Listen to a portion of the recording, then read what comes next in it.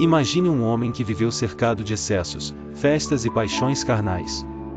Um jovem brilhante, mas completamente perdido, que chegou a dizer a Deus: dá-me castidade, e mais não agora. Esse homem não era um rebelde da atualidade.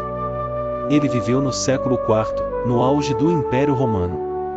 O nome dele? Agostinho de Hipona.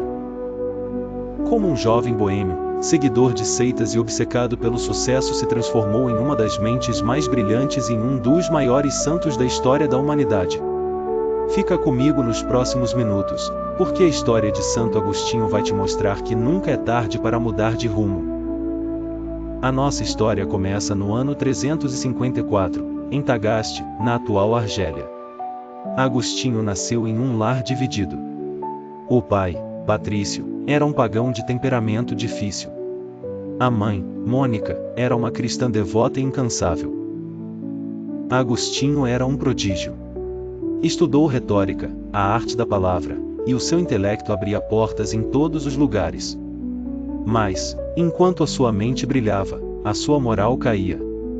Aos 17 anos, em Cartago, entregou-se aos prazeres da carne, teve uma amante fixa e um filho fora do casamento, Adeodato. Desiludido com as escrituras cristãs, que achava simples demais, Agostinho se juntou aos maniqueístas, em uma seita radical da época. Ele procurava a verdade, mas procurava nos lugares errados. E, enquanto ele se afundava, sua mãe, Mônica, chorava e rezava em segredo, noite após noite.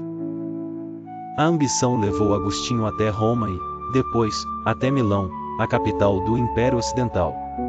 Ele tinha atingido o topo da carreira como professor oficial de retórica. Tinha tudo que o mundo prometia, mas por dentro, sentia um vazio absoluto.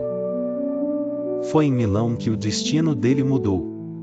Lá, ele conheceu o bispo Ambrósio. Ambrósio não era apenas um homem de fé, era um orador fantástico. Pela primeira vez, Agostinho ouviu a Bíblia ser explicada de forma inteligente e profunda. Suas barreiras intelectuais começaram a desmoronar. Mas o orgulho e as paixões ainda o acorrentavam. Ele sabia o que era certo, mas não conseguia dar o passo definitivo. No verão de 386, o conflito interno de Agostinho atingiu o limite. Ele correu para o jardim da sua casa, se atirou debaixo de uma figueira e desabou no choro. Ele gritava: até quando, Senhor? Por que não põe fim agora à minha impureza? De repente, ele ouviu uma voz infantil, vinda de uma casa vizinha, cantando repetidamente: tole, lege. Tole, lege. Que significa: toma e lê. Toma e lê. Agostinho enxugou as lágrimas, levantou-se e correu para o livro das cartas de São Paulo que tinha deixado em cima da mesa.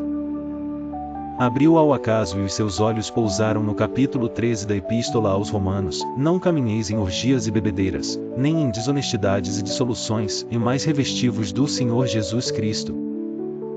Naquele exato segundo, a escuridão da dúvida sumiu. Uma luz de certeza inundou o seu coração. Agostinho estava, finalmente, livre. No ano seguinte, Agostinho foi batizado. Sua mãe, Santa Mônica, viu finalmente as suas lágrimas transformadas em alegria, falecendo pouco tempo depois com o coração em paz. Ao voltar para a África, Agostinho queria apenas ser um monge, mas o povo reconheceu a sua santidade. Foi ordenado sacerdote e, mais tarde, tornou-se bispo de Hipona. Durante 34 anos, governou a sua diocese, escreveu mais de 5 milhões de palavras, combateu heresias e defendeu os pobres. Suas obras, como Confissões e A Cidade de Deus, revolucionaram a filosofia e a teologia ocidental. Ele ensinou ao mundo que a fé e a razão andam de mãos dadas e que o ser humano foi feito para Deus.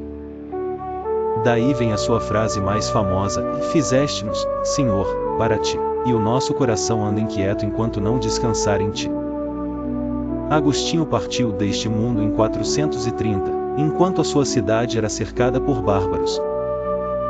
Mas o seu pensamento nunca morreu. A vida de Santo Agostinho deixa uma lição atemporal, não importa o quão longe você tenha ido ou os erros que tenha cometido no seu passado.